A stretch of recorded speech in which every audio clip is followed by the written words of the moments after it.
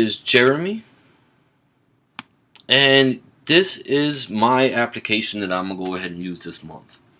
Now, the application is basically called the accountant because it's supposed to help you out with your budget. The budget is probably, in my opinion, the biggest issue in most households today. Unless you come from a lot of money, you're always thinking about if I'm gonna have enough money to pay everything throughout the month.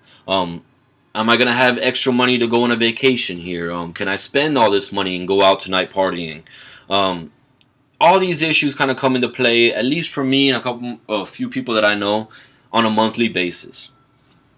Life has a lot of unexpected challenges that come through, especially if you have kids. Any kind of expense could be taken out of your bank account, and you want to know if you're gonna have enough money to pay the bills by the end of the month. So the method that I have, and it took me years to actually accomplish this, is an Excel spreadsheet that I input all the bills that I have throughout the month, and I have to kind of repeat this every month. And I put in how much money that I put into the bank account. This will tell me if I'm going to go negative in 2 months or so. If I have any unexpected expenses, I could put it in there and see which week of the month I'm going to have to put more money into my bank account. Borrow it, pawn it, whatever it needs to be to actually get my account to not go negative and me to pay all my bills on time. So on the right here, you can see that we have basically my flow chart that I'm going to be using. The flow chart's fairly simple. It's a 3-page application, the bills page being the largest part of the application, where a majority of the mathematics and the coding and everything is going to come into play.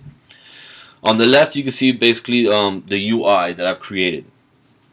So we're presented right now with the loading screen. Once everything's loaded up, you're going to be presented with the bank page, which you can always go back to with the bank icon on the bottom. And this is going to present you with the money that you should have in the bank as well as the date.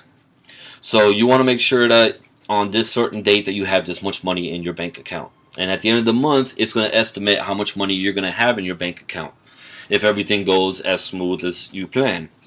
This will let you know that if you're going negative in any part of the week or in the month, at the end of the month, if it shows any kind of negative number, then you're going to be aware of it. On the bottom now is the savings. That's probably one of the main concerns as far as I'm aware of from banks, that not that many people in this country at the moment are saving money. This will help you out with that. You can actually put a certain amount of money aside and keep it in your same bank account, so that way you always have access with it without penalties. And you just add it into the money that's supposed to be in the bank, and that's actually what you should have in your bank account when you check your bank. The next screen is the calendar. Now this is real useful, as you can see in advance if you're going to go negative. And you could see it by week to week, bi-weekly, monthly. You can see if you're going to go negative in 6 months from now, you can see, okay, I'm going to have to start putting a little bit more money aside in order to make sure I don't go negative for this month. So now if we go ahead and take a look at the bills page, which like I said on the right, this is the largest part of the application. You're presented with all the information that you've already inputted into the application. This is the income, the expense, the savings. Anything that you put in here is basically going to be used to calculate your money that you should have in your bank, the money you're going to have at the end of the month, and so forth. By pressing on the edit button, which I'm still debating on if it should be at the top or towards the bottom, it depends on how many expenses people want to put in here, you're going to be presented with this page right here, which will allow you to remove any entry that you have in your device or into the application. You can remove anything you want and then hit save, and it'll take you right back to the main bills page. You can also add information into this application, of course. These are basically the main things that the application is going to ask you for: the type, the occurrence, the date, the amount, and the name.